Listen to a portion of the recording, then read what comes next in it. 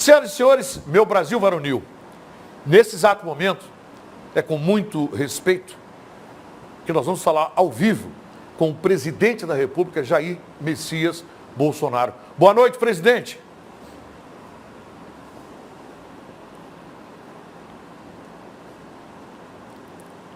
Boa noite, presidente.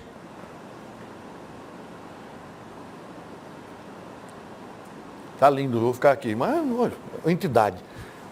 Presidente. Presidente. Presidente.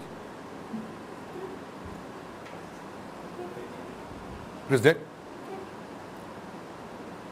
Presidente.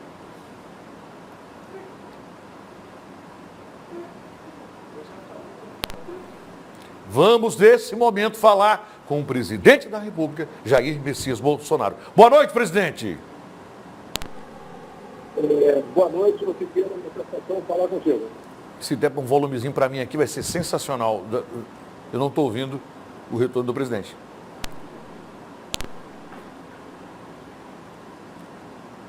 Vamos lá? Mais uma vez. Presidente, primeiro, muito obrigado por sua entrevista, muito obrigado mesmo. Eu não estou conseguindo ouvi-lo, Tecnicamente aqui a gente está tentando resolver.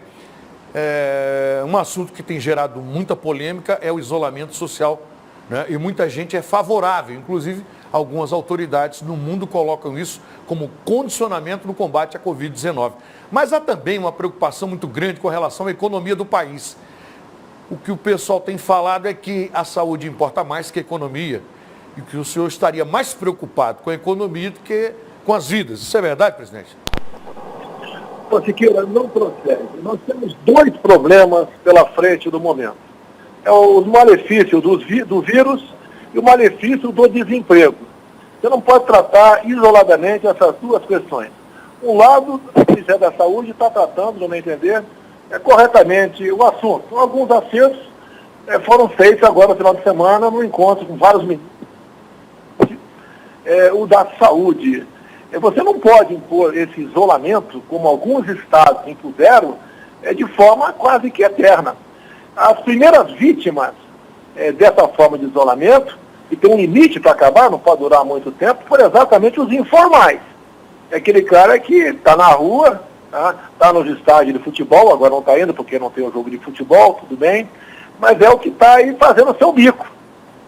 Com problemas de circulação de transporte coletivo, com proibição de qualquer tipo de atividade econômica para essas pessoas, o desespero começou a bater na porta deles. O que eles tinham de economia já se foi.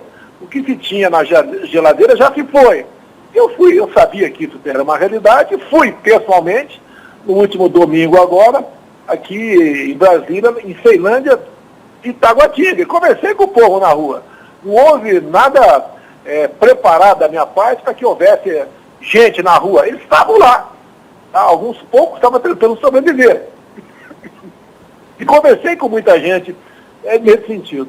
Esse pessoal equivale a 38 milhões de pessoas no Brasil. E nós devemos nos preocupar com eles. Uma boa notícia. Hoje, o Senado aprovou, depois da Câmara, um abono de R$600 para exatamente esses informais. Eu acredito que dos 38 milhões, pelo menos 25 milhões de informais vão buscar os R$600 por 3 meses. Por 3 meses. Isso equivale, a uma despesa mensal, que é do contribuinte, de 15 bilhões de reais. Mas a questão do emprego é uma preocupação nossa. O que o povo mais pede para mim é voltar a trabalhar. Nós sabemos, e esses dados estatísticos são do mundo todo, quem tem 40 anos para baixo, a letalidade é quase zero. Quem tem 10 anos para baixo é zero. De 10 a 40 é na ordem de 0,2%. É mais ou menos o seguinte, cada 500 que contrai o vírus, um pode realmente perder a sua vida. E esse geralmente tem outros problemas de saúde. Então você não pode impor uma quarentena maior do que já está aí, porque esse pessoal vai ter dificuldade para sobreviver. E os R$600 do governo ajuda, mas um pouquinho quem? Do que eles necessitam. Uma das pessoas que eu conversei agora em Taguatinga, ou Ceilândia, não me recordo, ela falou claramente, olha, eu sou responsável por alimentar 9 pessoas na minha casa. Entre essas 9 pessoas, vários netos. Não está dando mais. Não tem mais o que comer em casa. Então esse problema que nós temos. Não é economia e vida. Logicamente a vida é mais importante do que a economia. Mas se o desemprego vier como está vindo de forma violenta, né, dado ao não afrouxamento de algumas regras agora, vamos ter um problema seríssimo de amanhã para depois, que será as consequências do desemprego. Fome, miséria, irritação, depressão, e não sabemos onde isso pode desaguar. Presidente, me permita uma pergunta, me permita. O senhor disse o seguinte, para quem é atleta como eu, o senhor dizendo que é atleta, não vai passar numa gripezinha. E eu que não sou atleta, o que é que eu vou fazer, presidente? Olha só, se você não é atleta, tem problema de saúde, você tem que se preservar e muito. E outra coisa, ô Siqueira, olha só, ninguém está dizendo que, por exemplo, você ou eu, quem está nos ouvindo, não vai pegar a gripe, esse vírus, né? Esse vírus. Quase todo mundo vai pegar. Quase não vai pegar. O que o governo está tentando fazer, os outros países fizeram, é fazer com que nem todos peguem ao mesmo tempo, porque tem gente que vai precisar de um atendimento médico e os hospitais estão superlotados. Sem o atendimento médico, a tendência de morrer aumenta. É esse o trabalho que se faz. Só que essa curva não pode ser esticada, né, de forma tão drástica, de modo que o desemprego venha de forma galopante. É esse o trabalho nosso. A questão de atleta. Eu disse sim. Eu, por exemplo, que já fui atleta, acabei de fazer 65 anos. Levei uma facada recentemente, resisti. Tá? Para mim, se esse vírus pegar em mim, eu não vou sentir quase nada. É isso que eu falei. Não falei que é uma gripezinha para todo mundo. É diferença de estoque. Como você deve ter visto na Folha de São Paulo de hoje, dizem que eu fui passear em Ceilândia. É falta de caráter desse jornal. Fui passear na Ceilândia domingo. Domingo eu tive que ficar em casa, que a minha família foi lá para ver o povo. Senti falar, eu fui lá. E mais ainda, falei no vídeo meu que foi uma experiência que eu tive, que todos os políticos deviam tê-la. Para ver como é que está o povo no final da linha. Para ver como eles estão reclamando pela falta de emprego informal, estão com problema de levar um prato de comida para dentro da sua casa. Presidente, me permita. As pessoas que se aproximam de mim sempre perguntam, Siqueira, será que o presidente Jair Messias Bolsonaro não tem uma informação privilegiada e por isso tem essa segurança em falar que, né, que não é tão perigoso quanto se desenha na imprensa, que não é tão aterrorizante quanto se desenha na imprensa, porque, lamentavelmente, ligar a televisão hoje é um desespero, principalmente para os mais velhos, né? Porque morreu um, morreu dois, Itália morreu 3, na África morreu outro, enfim. Então, me perguntam sempre, Siqueira, será que o presidente Jair Messias Bolsonaro, ele não tem uma informação privilegiada, ele, por ser um militar do Exército Brasileiro, ele que tem o conhecimento, né, militar, o senhor não teria, o senhor tem é só esperança de brasileiro, enfim, o senhor teria essa resposta? Olha, o que eu posso dizer é o seguinte, né, o pânico é uma doença. O povo entrando em histeria, tá? Os malefícios desse clima serão muito maiores do que o do próprio vírus. Tá? Eu tenho 65 anos. Se fosse algo terrivelmente mortal para mim, obviamente que talvez eu estivesse na rua, mas eu sou chefe de executivo. Eu sou o líder de uma nação. Eu tenho que estar do lado do povo brasileiro. E assim eu estou me comportando. Tá? E eu quero dizer ao povo que esse vírus, né, pelo menos 60% da população vai contraí-lo.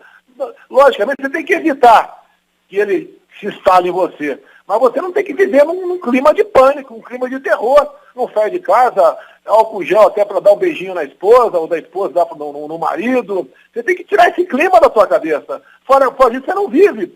Esse vírus, tá, ele causa malefício, sim, mas outros tivemos há pouco tempo, como o H1N1, a questão de 10 anos atrás, que foi muito mais terrível, né? Já sabe que foi muito mais terrível, e não trouxe esse pânico todo para nós. O ano passado, em torno de 800 pessoas morreu no Brasil desse vírus. Ninguém falou nada, tá? Nos preocupamos sim, tá? Agora, esse vírus chegou e vai passar. É enfrentar de cabeça erguida. É como um soldado no campo de batalha. Tem que enfrentar, tem que ganhar essa guerra. E dá para ganhar essa guerra. Agora, alguns morrerão? Sim, alguns morrerão. Lamentamos. Tá? Mas muitos outros morrerão de outras doenças também. Agora, não podemos viver nessa histeria, nesse clima de terror. Não podemos fazer nada. Temos que ficar em casa. Quem tem recursos pode ficar em casa. Agora, a maioria da população não tem como ficar em casa mais. Então, tem que ser afrouxado alguma coisa, paulatinamente, para que o desemprego não aumente mais ainda no Brasil.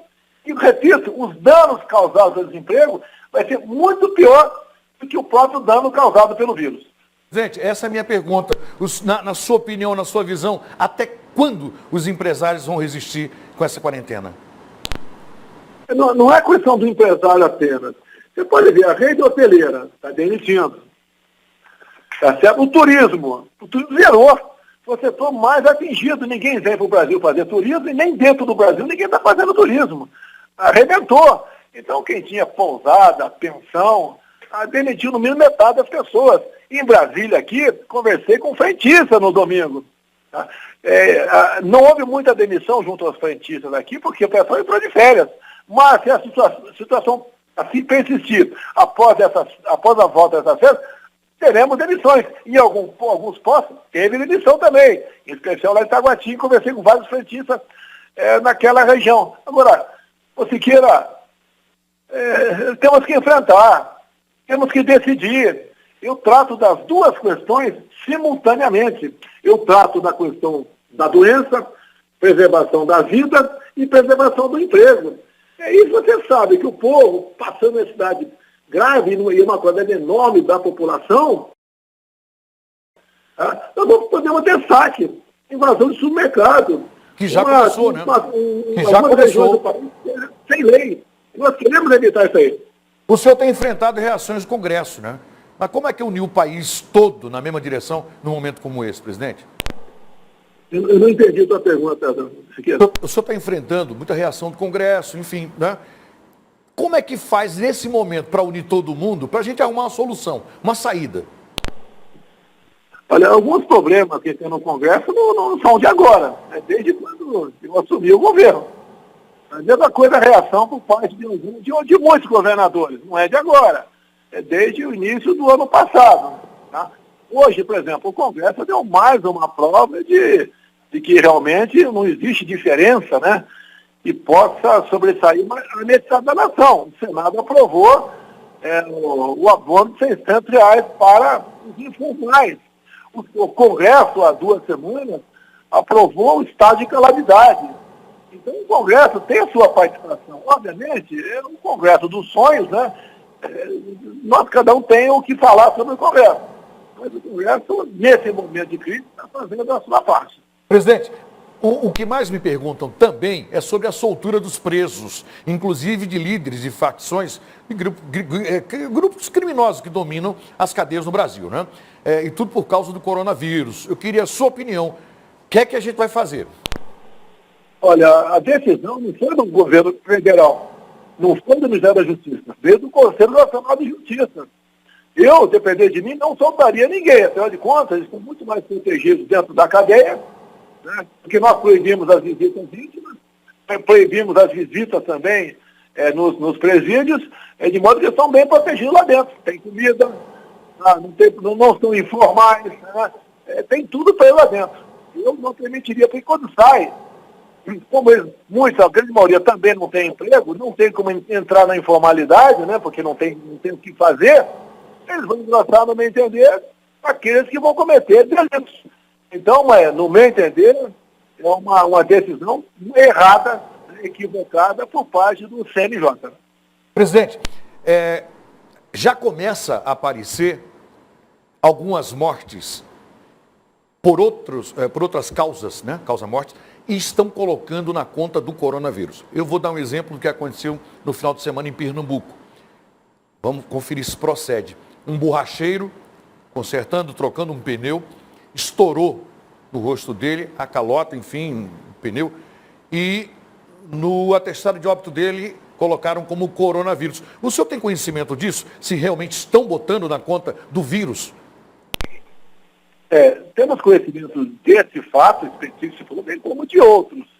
Parece que há interesse por parte de alguns governadores em inflar o número dos óbitos vitimados do vírus, que daí daria mais respaldo para eles, talvez pedir mais recurso ao governo federal, para justificar as medidas que eles tomaram, né, para dizer, olha, se não tivesse tomado essa medida aqui no meu estado, a crise seria mais grave, mais gente teria morrido.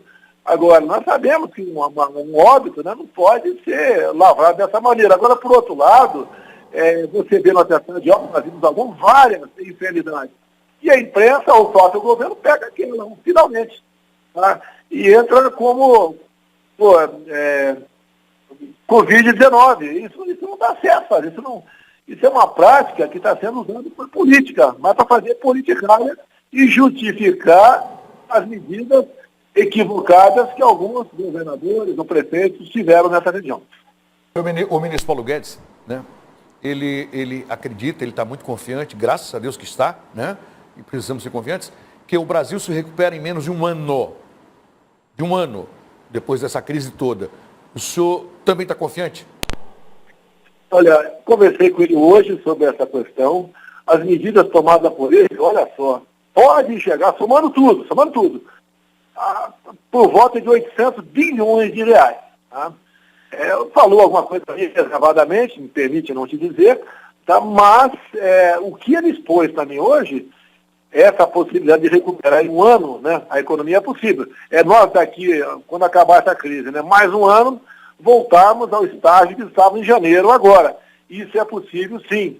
Afinal de contas, como eu conversei com o Tarcísio hoje da infraestrutura, né, os nossos portos, né, cresceram 20% agora nesse último mês de fevereiro. Cresceram 20% com a questão do vírus aí presente. Então, o Brasil é um país que ele funciona nessa área, né? O nosso agronegócio dá o grande exemplo nisso. Os nossos caminhoneiros que enfrentam dificuldades nas estradas, com os restaurantes fechados, por casas de autopeças, borracharia fechada, também estão enfrentando esse problema, também, né?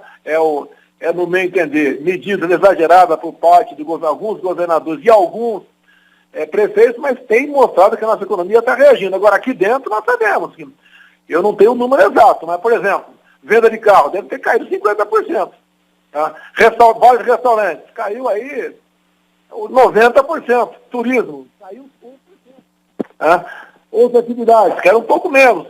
Eu tenho visto, Siqueira, acredite, a polícia indo prender um barbeiro que estava cortando o cabelo do vizinho dentro de casa. Isso é absurdo. Chegou para mim informações, vimos fotografias do prefeito que resolveu botar caminhões de terra na entrada da cidade, para ninguém entrar na cidade dele. Se uma grávida tiver que sair para ir para o hospital, não vai sair. Se alguém sofreu um infarto, não vai sair da cidade também. Vi também um município do Rio de Janeiro que o prefeito determinou. Carro de placa de outra cidade não circula na minha cidade. Tá? O governador do Rio proibiu o transporte intermunicipal. Então o pessoal que mora na Baixada Fluminense não pode ir para o centro da cidade. E 40% dos enfermeiros dos hospitais moram na Baixada Fluminense e trabalham na capital. Então essas medidas todas que têm que ser evitadas de qualquer maneira para que o colapso não aumente. Então o Guedes tem sido um aliado excepcional nessa questão. Mostra-se uma economista realmente que tem coração. Não apenas números estão na sua cabeça, tem coração. Tem um espírito humanitário enorme, dado as medidas que ele tem tomado. Ao conseguirmos aqui furar o estado, o estado de calamidade, tá? Não está faltando recurso para a saúde e o desemprego, e combater o desemprego. Presidente, eu não vou tomar mais o tempo do senhor. Eu sei que o senhor está numa missão daquelas, né? Uma das mais difíceis, acredito eu, para um gestor político. Eu queria convidar só o meu elenco para agradecer ao senhor, esse tempo que o senhor deu para nós. Muito obrigado. Pedir a proteção de Deus ao senhor, para o senhor, que não lhe falte firmeza, saúde para conduzir esse país nesse momento. E que Deus lhe dê orientação mesmo, orientação divina, em nome da Rede Calderaro de Comunicação, da TV A Crítica, que sempre o recebeu com carinho e respeito. Quero agradecer a atenção do presidente, em nome do Sica, o pessoal da Rede TV, do Marcelo, do Amilcare, do Franz, toda a nossa equipe, do Sica, do Betinho, da dona Cristina Calderaro. Presidente, muito obrigado. Que o Senhor Jesus Cristo esteja com o senhor, lhe dando proteção, que proteja o nosso Brasil, que o senhor continue sã e continue nessa missão que não é fácil para ninguém. É muito difícil. Que Deus esteja com o senhor e salve o Brasil. Muito obrigado. Como Deus dito sempre, né, o nosso Brasil acima de tudo e Deus acima de todos. Tenho fé e tenho certeza que Ele não nos faltará. Muito obrigado, Siqueira. Obrigado, presidente. Muito obrigado a todos. Obrigado, Brasil. Obrigado. E que Deus esteja com a gente. Né? Estejam com todos nós. Amém.